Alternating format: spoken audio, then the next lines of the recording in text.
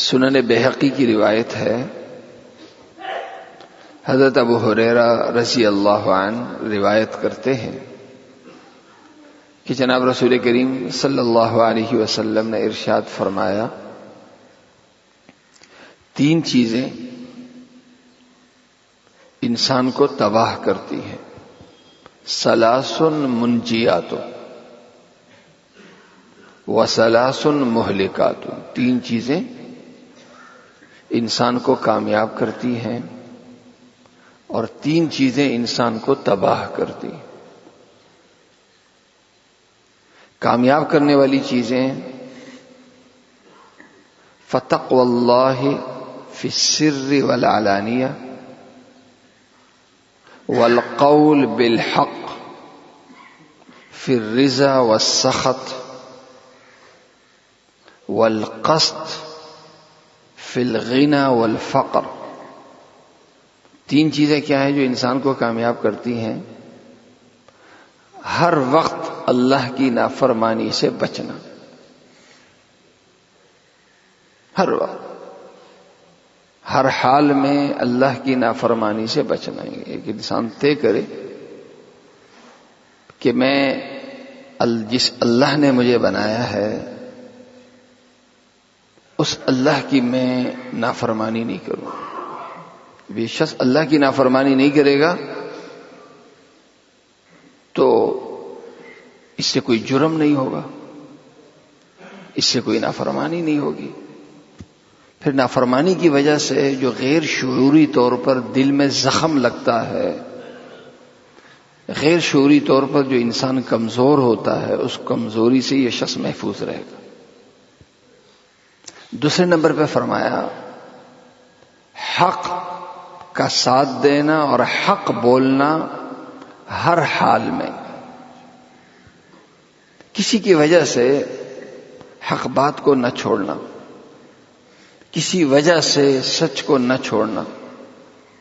انسان اپنا مزاج بنا لے کہ میں جب بھی بولوں سچ بولوں، جب بھی ساتھ دوں حق کا ساتھ دوں۔ حق کا ساتھ دینے کی وجہ سے اللہ کا ساتھ ہمیشہ اسے ملے گا اور یہ کبھی نامراد نہ ہوگا۔ تیسرے نمبر پہ اللہ نے دولت دی ہے تو دولت خرچ کرنے میں بھی اعتدال، اللہ نے غریب بنایا ہے تو اس میں بھی اعتدال۔ پیسہ خوب آیا پانی کی طرح بہانا شروع کیا، بالکل نہیں تو رونا شروع کیا، نہیں۔ اللہ نے دولت دی ہے، یہ دولت اڑانے کے لیے نہیں، بلکہ جتنا آ رہا ہے نہ سارا خرچ کیا جا رہا ہے نہ سارا روکا جا رہا ہے۔ اپنے آپ کو دولت مندی میں بھی اعتدال میں رکھنا، اور اللہ نے اگر غربت دی ہے تو غربت میں بھی اپنے آپ کو اعتدال میں رکھنا کہ جتنے وسائل ہیں وسائل کے اندر اپنے آپ کو فٹ رکھنا، یہ انسان کا کمال ہے۔ جتنی آمدن ہے آمدن کے مطابق اپنا گزارا کرنا، فرمایا یہ بہت بڑی صفت ہے جو انسان کو مل جائے۔ تین باتیں انسان کو تباہ کرتی ہیں۔ نمبر ایک ہون متبع وشح مطاع واعجاب المرء بنفسه۔ نمبر ایک انسان کی زندگی خواہش کے تابع ہو جائے، بس ایک سوار ہے ایک شوق کہ فلاں خواہش پوری ہو جائے، فلاں خواہش پوری ہو جائے، اور اس کی زندگی یہ بجائے دین کے تابع ہونے کے اس نے اپنی خواہش کے تابع کی ہوئی۔ فرمایا جس زندگی کا قبلہ خواہش بن جائے، جو زندگی خواہش کے تابع ہو جائے، وہ زندگی تباہ ہے۔ ہمیشہ یہ شخص پریشان رہے، ایک خواہش پوری ہوئی تو اگلی کھڑی ہے، اس سے بڑی کھڑی ہے، اس سے دوسری خواہش جو اس سے بڑی ہے وہ سامنے کھڑی ہے۔ ہر وقت یہ خواہش سے پریشان رہے گا اور اس کی زندگی پریشانیوں کا شکار ہو۔ دوسرے نمبر پہ شح مطاع، ایک شخص کمانا سیکھتا ہو، لگانے کا مزاج اس کا نہ ہو۔ پیسہ آ رہا ہے، آنے کا بڑا شوق ہے کہ پیسہ آ رہا ہے، لیکن لگانا بھی ہے یہ مزاج اس کا نہیں ہے.